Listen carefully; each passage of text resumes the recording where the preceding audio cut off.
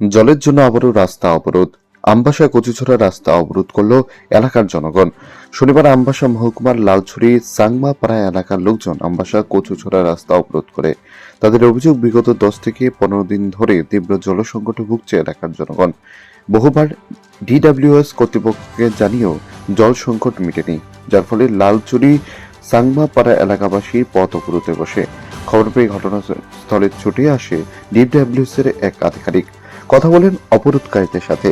অবরোধকারীদের দাবি, এলাকার জল পৌঁছালে রাস্তা অবরোধ তুলে নেওয়া হবে।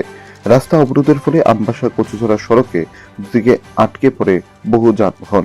শেষমেশ ডিডব্লিউএস এর আধিকারিকের আশ্বাসে পথ অবরোধ মুক্ত হয় সড়ক।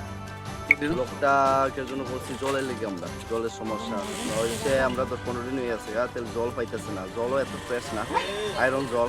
তো আমরা ওই সেলুন যে জল ছাড়ে তারে গেছি, পাইপটা কোনো করে ফাটা আছে, ঠিক করবার লেগে কমপ্লেন করছে, অনেকবার কমপ্লেন করছে, কোনো অ্যাকশন করে না।